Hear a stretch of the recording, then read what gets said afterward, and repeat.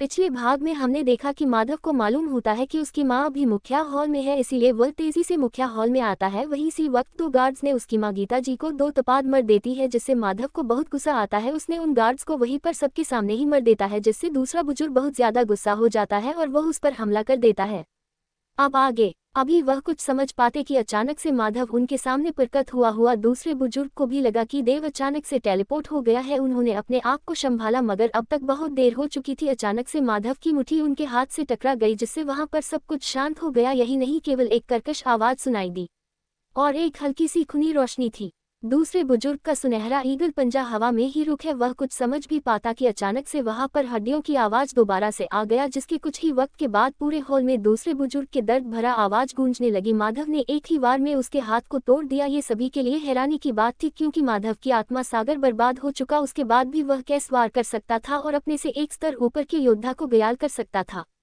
अभी हॉल में कुछ वक्त के लिए शांति रही। उसके बाद अचानक से वहां पर दूसरे बुजुर्ग की दर्द भारी आवाज गूंज उठी। इसी वक्त रंजन रॉय, जो कोई और नहीं शालिनी जो उसके पहली मंगेतर थे, उसकी पिता और उसका चाचा था, उसने कहा, माधव क्या तुम परिवार के खिलाफ बगावत करना चाहते हो? तुम्हारी इतनी हिम्मत कि तुमने दो परिवार के गार्ड को मार दिया और साथ में तुमने परिवार के एक किरदार को भी जख्मी कर दिया। उसके बात सुनकर माधव के चेहरे पर एक शैतानी मुस्कान आ गई। वह बोला, बड़े चाचा अब आप ऐसे मत दिखाए कि आप नहीं जानते, इन सभी चीजों के असली जिम्मेदार आप ही। आपने नहीं परिवार के उत्तराधिकारी का पद अपने बेटी का लिए छीनने की कोशिश की, साथ में आपने अकादमी का प्रवेश पत्र को छिनाना चाहते हो। उसकी बात पर रंजन को बहुत ज्यादा गुस्सा आ गए। वह बोला, बच्चे तुम कुछ आगे ही जा रहे हो, शायद तुम अपनी तमीज को भूल चुके हो कि तुम्हें अपने से बड़ों से कैसे बात पर है। कोई नहीं, अब मैं तुम्हें सिखाऊंगा कि अपने से बड़ों से बात कैसे करना चाहिए। उसकी बात पर माधव के चेहरे का भाव थोड़ा सा भी नहीं बदल, वह बस सामने की तरफ देखता रहा। वहीं इस व्यक्ति जी की आंखों में थोड़ा डर था, क्योंकि वह जानती थी कि रंजन कितना ज्यादा ताकतवर था। इस वक्त बड़े बुजुर्ग का गुस्सा भी बहुत ज्यादा बढ़ गया था। वह नहीं जानता था कि उसने अपने आप को किस तरह से रोक कर रख हुआ था।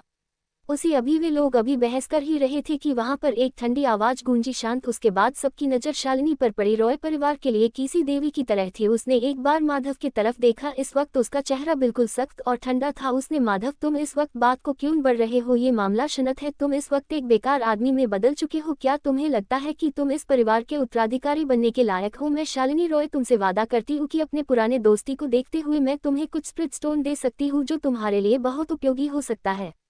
उसकी बात पर माधव के चेहरे पर एक मुस्कान आ गई। वह जोर जोर से हंसने लगा। उसे ऐसे लगा जैसे कि वहां पर कोई ड्रामा चला रहा हो। वह बोला, क्या तुमने अभी कहा हमारी पुरानी दोस्ती? क्या तुम ये कहने के लायक हो? क्या तुम भूल गई कि अगर मैंने तुम्हें पूर्वी पाद पद नहीं बचाया होता तो तुम अभी तक मारी गई होती? यही नहीं, तुम अब तक उनकी निवल बन चुकी होती, मगर तुमने मेरे शुक्रिया याद करने के बजाय तुम मेरे पास आई और मुझसे बोला कि मैं एक बेकार इंसान हूँ जो तुम्हारे लायक नहीं है। यही नहीं, मेरे पिता के द्वारा छोड़ा गया इकलौता अकादमी का प्रवेश पत्र को भी निगलने की कोशिश की। उसकी बात सुनकर शालिनी के चेहरा का थोड़ा सा भी भाव नहीं बदला। वह बोली, माधव तुम इसमें मुझे दोष नहीं दे सकते, तुम अपने आप को देखो, क्या तुम इस लायक हो को तुम मेरे साथ खड़े हो सको? मैं शालिनी रॉय इस शहर की सबसे खूबसूरत और प्रतिभाशाली लड़की हूँ, क्या मैं तुम्हारे साथ रह सकती हूँ? शायद तुम भूल रहे हो कि इस दुनिया में ताकतवर की इज्जत और पूजा होती है। तुम अपने आप को दोष दे सकते हो या अपने भाग्य पर।